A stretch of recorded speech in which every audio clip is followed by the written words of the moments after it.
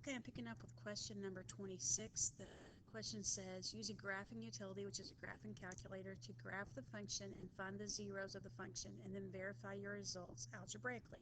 So the function is x times x minus 7, which I already have gone to y equals of the calculator and typed it in. So now I'm going to graph this, and it looks to me like there are two different zeros of this function, one over here on the left and one over here on the right. So to find it on a graphing utility, which is what they tell me to do first before I do it algebraically, I would go to second trace. I need a 0, so that's number 2. They want a left bound and a right bound, so I just need to be left of that point and hit enter, and right of that point. The 0 is where it's crossing, so I have to go to the left of that and the right of that. And so it kind of cuts out this little region in here, and it's going to locate the 0 that's in between these two lines. And I push enter again. It tells me there's a 0 at 0, so that's one of my answers. And then we'll try it again. Second trace 2, and I'm going to get over here close to this point on the right. I need a left bound, so I'm going to stay just to the left of that point.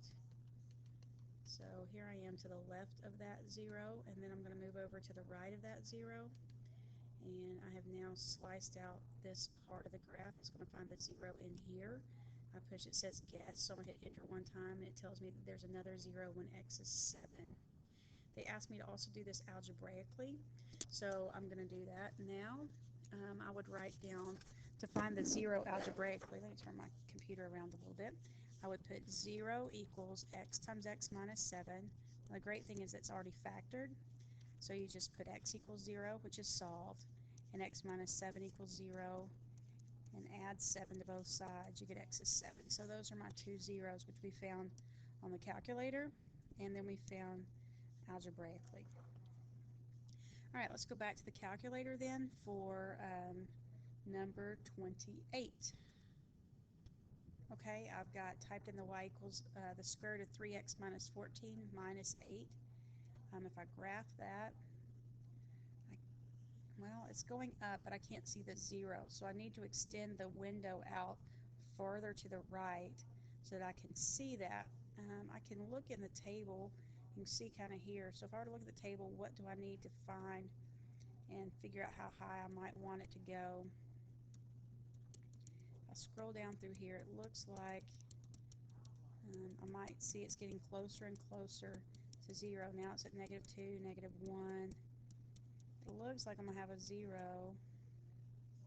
Oh, look at there at 26. So let's do this on our calculator and change our window to like to go up to maybe 30. So I'm going to hit window whenever it stops moving here. I'm going to hit window button, and I'm going to change my X max. Right now it's going up to 10. I'm going to make it go up to 30 and see if I can't see where this graph crosses. And I see that it crosses right out here at 26, which is what we saw at the table. But let's verify that using the 0 feature of your calculator. Second trace 2. I need a left bound, so I'm going to get kind of close to it, but still left of that point. And then enter, and then I want to right bound. It's not moving very good for me.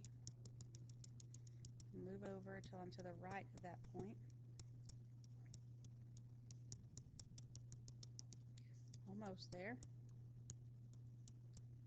I think I'm past it now, so I'll put enter. So I've got a left bound and a right bound. It's going to find the 0 in between those two, and it finds that the 0 is at 26. To do that algebraically, I'm going to write 0 equals the square root of 3x minus 14 minus 8. Add 8 to both sides. I get 8 equals the square root of 3x minus 14. Square both sides. That's 64 equals, when you square a square root, it just removes that radical. Add 14 to both sides. You get 78. It's an 8 equals 3x. Divide by 3, you get x is 26. So there it is algebraically. And then we also found it over here graphically. All right, now I'm going to put in number 30. I'm going to have a fraction. So on the top of this fraction, I'm going to put 2x squared minus 9. And on the bottom of the fraction, I'm going to have 3 minus x.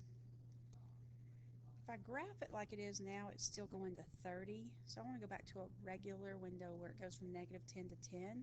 If you'll hit zoom, and then this one right here, this Z standard, so number 6, graphs it with a regular window. If you ever need to go back to that regular window and can't think about how you do it, that's how you do it. So it looks like there are 2 zeros, one here and one here. So I'm going to find the one on the left, second trace 2, and I need a left bound. So go to the left of that point and push enter, and then a right bound, and push enter. It says guess, and push enter again, and I get there's a 0 at negative 2.12, and then second trace 2, move over close to this one,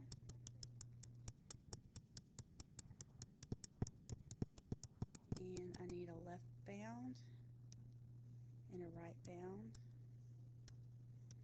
and then I get positive 2.12. I can also do that algebraically, so I'd write 0 equals 2x squared minus 9 over 3 minus x. I'd multiply both sides by 3 minus x. This side cancels, so I just get 2x squared minus 9. This side, that's a 9. 0 times 3 minus x is just 0. Add 9, so that's 9 equals 2x squared. So if you add 9 over here, it's going on, add 9 over here. Divide by 2, I get 4.5 equals x squared. Square root it, and when you square root any number, when you're solving an equation, there's actually a positive and a negative square root. I don't want to be on this screen. You can be back on a clean screen. The square root of 4.5 better be what I found on the graph, which is 2.12. So my answer is positive and negative 2.12, because when you square root, your answer is positive and negative, and that's what we found over here on the graph. So we've checked it and verified that, and that's through problem number 30.